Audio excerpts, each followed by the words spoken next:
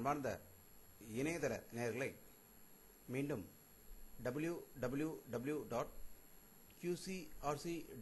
என்ற இணையதளத்திற்காக நியூஸ் தமிழ் செய்தி அறிக்கையில் உங்களை சந்திப்பதில் பெருமகிழ்ச்சி அடைகிறோம்.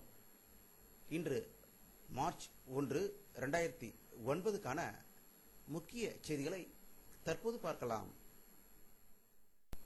தேர்தல் ஆணையர் நவீன் சால்வாவை நீக்க வேண்டும் என தலைமை தேர்தல் ஆணையர் கோபால்சாமி பரிந்துரையை குடியரசுத் தலைவர் திரு பிரதீபா பட்டேல் அவர்கள் இன்று தள்ளுபடி செய்ததாக தகவல்கள் டெல்லியிலிருந்து வந்து கொண்டிருக்கிறது.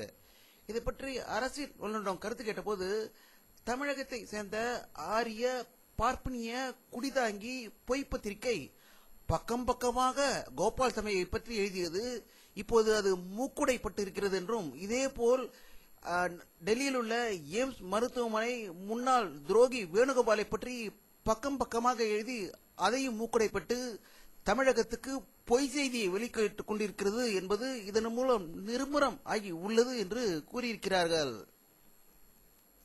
தமிழக காங்கிரஸ் கட்சியின் பொறுப்பாளராக புதிதாக நியமிக்கப்பட்டுள்ள காங்கிரஸ் பொதுச் செயலாளர் திரு குலாம் நபி ஆசாத் அவர்கள் நாளை சென்னை வர இருப்பதாகவும், வருகின்ற நாடாளுமன்ற தேர்தலுக்கான கூட்டணியை பற்றி தன்னுடைய கட்சி தொண்டர்களிடம் உரையாற்ற இருப்பதாகவும், பின்பு தமிழக முதல்வர் திரு கருணாநிதி அவர்களை அவருடைய இல்லத்தில் சந்திக்க இருப்பதாகவும் செய்திகள் வந்து கொண்டிருக்கின்றன. இவர் அதிமுக பொதுச் செயலாளர் செல்வி ஜெயலலிதா அவர்களின் நெருங்கிய நண்பர் என்பது குறிப்பிடத்தக்கது. வரப்போகின்ற நாடாளுமன்ற தேர்தலில் இலங்கை பிரச்சினை பெரிதாக வளர்ந்துவிடக் கூடாது என்பதற்காக சென்னை உயர்நீதிமன்ற வக்கீல்களை கடுமையாக தாக்கி திசை திருப்பப்பட்டது. தற்போது அதேபோல் மதிமுக பொதுச் செயலாளர் வைகோ அவர்கள் இலங்கை தமிழர் பிரச்சினைக்காக குரல் கொடுத்துக் கொண்டிருப்பதால் அவரை நேற்று தூத்துக்குடியில் கைது செய்து பாளையங்கோட்டை சிறையில் அடைத்து இருப்பதாகவும், அவருடன் 2 எம்எல்ஏக்களும் சேர்க்கப்பட்டு சிறையில் இருப்பதாக தூத்துக்குடியிலிருந்து தகவல்கள் வந்து கொண்டிருக்கின்றன. தமிழ் ஈழ நாட்டுக்கும் இலங்கைக்கும் நடக்கும் போரின் போது அப்பாவி தமிழர்களை இலங்கை இராணுவத்தினர் கொல்லுவதாகவும், அதற்கு எதிர்ப்பு தெரிவித்து இங்கிலாந்து நாடாளுமன்றத்துக்கு முன்பாக இலங்கை தமிழர் ஒருவர் தீக்குளித்ததாகவும், அவர் சிகிச்சைக்காக தற்போது மருத்துவமனையில் சேர்க்கப்பட்டுள்ளதாக லண்டனில் இருந்து தகவல்கள் வந்து கொண்டிருக்கின்றன. தமிழகம் மற்றும் புதுவையில் +2 தேர்வுகள் நாளை திங்கட்கிழமை தொடங்குகின்றன. மொத்தம் 6,90,000 மாணவ மாணவிகள் இத்தேர்வை எழுத இருக்கிறார்கள் என்று செய்திகள் வெளிவந்து கொண்டிருக்கின்றன. தமிழக எதிர்க்கட்சி தலைவரும் அதிமுக பொதுச் செயலாளருமான செல்வி ஜெயலலிதா அவர்கள் வெளியிட்டுள்ள ஒரு செய்தி அறிக்கையில், இந்திய அரசியலமைப்பு சட்டம் முழுவதுமாக மீறப்பட்டிருக்கிறது என்ற கருத்து தெரிவித்து திமுக அரசை கலைக்க குடியரசுத் தலைவருக்கு பரிந்துரை செய்வோம் என்று கடந்த 2007 அக்டோபர் 1ஆம் தேதி உச்ச நீதிமன்றம் எச்சரிக்கை விடுத்த போது குட்டுப்பட்டு தலை வீங்கியது கருணாநிதியின் நினைவுக்கு வரவில்லை போலும் என்று ஒரு கருத்தை அவர் இன்று வெளியிட்டிருக்கிறார். வரும் காலங்களில் காங்கிரஸ் கட்சி, பாரதிய ஜனதா கட்சி ஆகியவை தேசிய கட்சிகள் என்று கூறிக்கொள்வது குறைந்து விடும் என்று தெலுங்கு தேச கட்சி தலைவர் திரு சந்திரபாபு நாயுடு அவர்கள் செய்தியாளர்களிடம் கூறியதாக தகவல்கள் வந்து கொண்டிருக்கின்றன. தமிழ்நாடு பத்திரிகையாளர் சங்கம் சார்பாக இலங்கையில் கைது செய்யப்பட்டிருக்கும் பத்திரிகையாளர் திரு வித்யாதரன் அவர்களை உடனடியாக ராஜபக்சே விடுதலை செய்ய வேண்டும் என்று கோரி சென்னையில் போராட்டம் நடத்தப்பட்டதாக தகவல்கள் வந்து கொண்டிருக்கின்றன.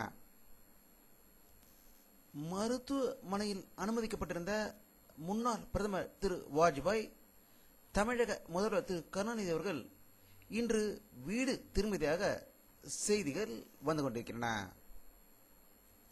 மத்திய சுகாதாரத்துறை அமைச்சர் திரு அன்புமணி ராமதாஸ், மத்திய பாராளுமன்றத்துறை அமைச்சர் திரு நாராயணசாமி ஆகியோர் புதுச்சேரியில் உள்ள ஜிப்மர் மருத்துவமனையில் உள் நோயாளிகளுக்கு சூப்பர் ஸ்பெஷாலிட்டி கட்டிடத்தை இன்று திறந்து வைத்ததாக பாண்டிச்சேரியிலிருந்து தகவல்கள் வந்து கொண்டிருக்கின்றன. தமிழக உள்ளாட்சி துறை அமைச்சர் திரு மு.க. ஸ்டாலின் அவர்களின் 57வது பிறந்த நாளை ஒட்டி திமுக தொண்டர்கள் பல இடங்களில் சிறப்பாக கொண்டாடியதாகவும் அவரை முன்னாள் அமைச்சர் திரு தயாநிதி மாறன் சால்வை அணிவித்து வாழ்த்து தெரிவித்ததாக தகவல்கள் வந்து கொண்டிருக்கின்றன. தமிழ்நாடு இன்டர்நெட் உரிமையாளர்கள் சங்கத்தின் முதலாம் ஆண்டு விழா சென்னையில் கோலாகலமாக நடந்ததாகவும் அதன் தலைவர் திரு முருகன் அவர்கள் தலைமையில் பல பகுதிகளில் உள்ள இன்டர்நெட் உரிமையாளர்கள் கலந்து கொண்டு நிகழ்ச்சி சிறப்பித்ததாக சென்னையிலிருந்து தகவல்கள் வந்து கொண்டிருக்கின்றன. எகிப்து நாட்டை சேர்ந்த ஒட்டி பிறந்த சிறுவர்களை சவுதி அரேபியா ரியாத்தில் உள்ள ஒரு மருத்துவமனையில் 15 மணி நேரம் ஆபரேஷன் செய்து வெற்றிகரமாக அதை பிரித்ததாக ரியாத்திலிருந்து தகவல்கள் வந்து கொண்டிருக்கின்றன. வானிலை அறிக்கை 1 மார்ச் 2009 பிற்பகல் 3:30 மணி எடுக்கப்பட்ட சேட்டலைட் புகைப்படத்தை தற்போது பார்த்துக் கொண்டிருக்கிறீர்கள். தமிழகத்தில் மேகமூட்டம் எதுவும் தெரியவில்லை. வெப்பத்தின் தாக்கம் ஒவ்வொரு நாளும் அதிகரித்துக் கொண்டிருப்பது போல் இன்றும் வெப்பம் அதிகமாக இருந்ததாகவே தகவல்கள் வந்து கொண்டிருக்கின்றன. இத்துடன் இந்த செய்தி அறிக்கை நிறைவடைகிறது. மீண்டும் நியூஸ் தமிழ் செய்தி அறிக்கையில் உங்களை சந்திக்கும் வரை உங்களிடமிருந்து விடைபெறுவது உங்கள் கே பாலாஜி. நன்றி.